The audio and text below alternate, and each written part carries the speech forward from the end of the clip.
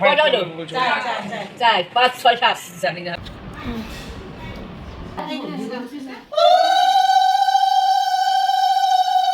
চিন্তা ভাবনা করে তুলো, ধামাটা তুলো। কোন ধামা তুলবা তোলো? দিনটি ছিল 22শে সেপ্টেম্বর। শ্বশুরবাড়িতে আমার 7 মাসের সাধের অনুষ্ঠান। টেকনিক্যালি তখনও 6 মাস চললেও বাংলা মাসের হিসাবে 7 মাস ধরা হয়েছিল। সেদিন আমার শাশুড়ি মা তার নিজে হাতে আমাকে আলতা পরিয়ে দিয়েছিলেন।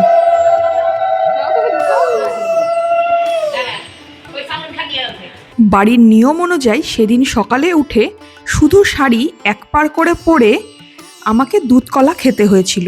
সেই দুধ কলা খাওয়ারও নিয়ম ছিল। মোট 7 বারে দুধ কলাটি ভাগ করে করে খেতে হবে। আর যেহেতু প্রথম সন্তানের জন্য স্বাদ অনুষ্ঠান, তাই দুধটিও হতে হবে এক সন্তান থাকা গাভীর। তারপর দুধ আলতায় ভেজানো পাটের দড়ি দেওয়া যে থালাটা দেখালাম, সেই থালায় বুড়ো আঙ্গুল ঠেকাতে হবে। আর তারপর সেই দুধে আলতা জলটি পায়ের নিচ দিয়ে পেছন দিকে ফেলে দিতে হবে দড়িসহ।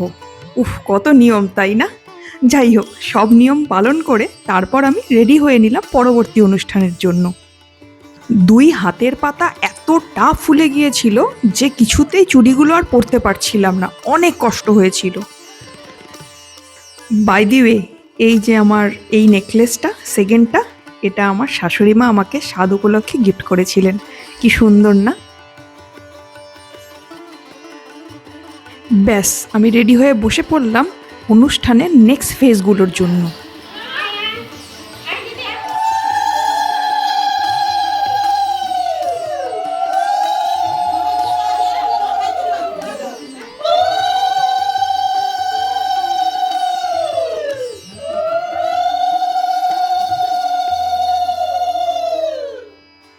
তিনবার শুকে ফেলে দিয়ে পায়েস আমি খেলাম।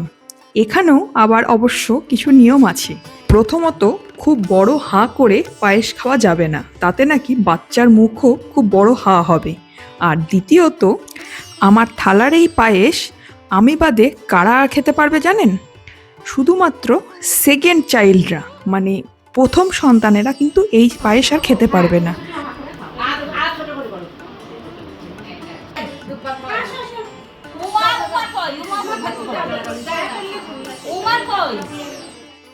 বাড়ির প্রথম সন্তান না হওয়ার ক্রাইটেরিয়া ফুলফিল করলো 2 বৌদি, তাই ওরাই আমার সঙ্গে খেতে বসলো এই পায়েস।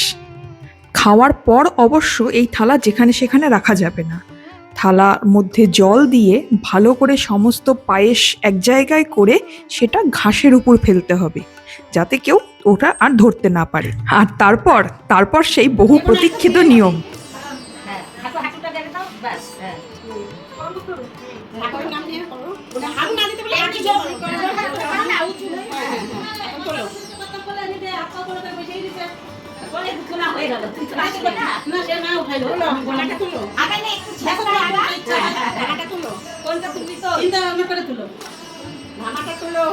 কোন ধামা তুলবা তোলো?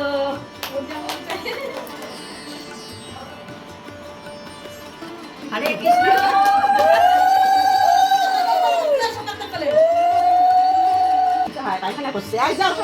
দাও বাবা, ঠাকুমা বলে দাও।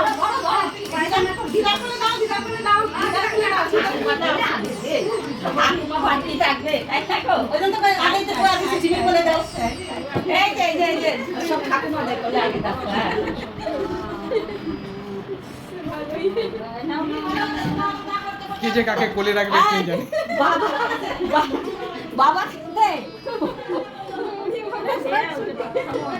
ও ভাত খাবে, বাঁচে নিয়ে দৌড়াদৌড়ি। ওরে মা, ও আমি কিছু জানি, আমি ছোট মা। ও সোনা, তোমার বাবাকে দেখছো? এই দেখো তোমার বাবা। আমি বাবা।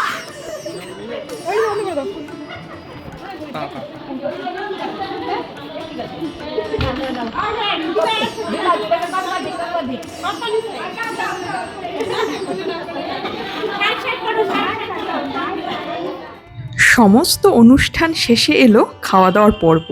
যদিও খাওয়া দাওয়াটাই স্বাদের অন্যতম আকর্ষণ। দিনটা সোমবার থাকায় সমস্ত কিছুই ছিল নিরামিষ পদ। 7 রকমের ভাজা, পনির, সবজি, ডাল, পাঁপড়, মিষ্টি, চাটনি, কোনো কিছুরই কমতি ছিল না।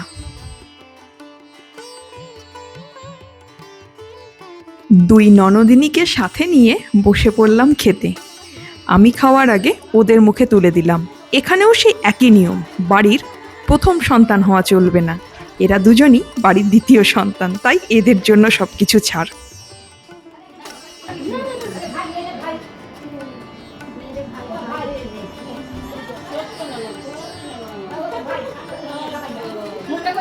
হ্যাঁ হ্যাঁ আরে চাল কুমড়ার বড়া ওটা কিছু লাগে বুঝলি।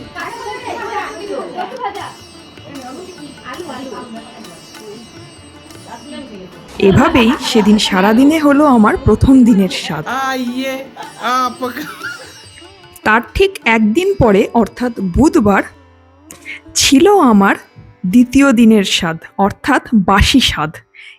এটা ছিল আমার মায়ের দেওয়া স্বাদ। সকাল সকাল সাজুগুজু করে সকলের আশীর্বাদ মাথায় নিয়ে ঠিক একই নিয়মগুলো পালন করে পায়েস খেলাম।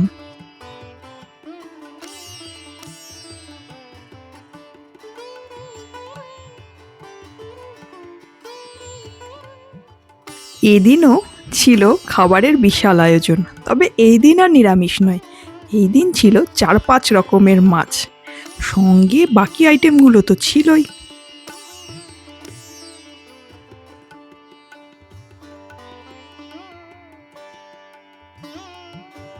দুপুরবেলা একে একে এলেন নিমন্ত্রিত অতিথিরা। তাদের উপস্থিতি এবং আশীর্বাদ এই দিনটিকে আরও বেশি করে স্পেশাল করে তুলল।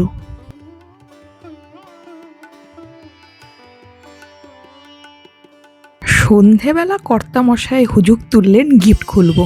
আলাম খোলো খোলো, তুমিই খোলো, আমাকে খুলতে হবে না, তুমি খুলে দেখো। সমস্ত গিফট খুলে দেখে এক এক করে গুছিয়ে রাখলো কর্তামশাই আর আমার বড় ননদ।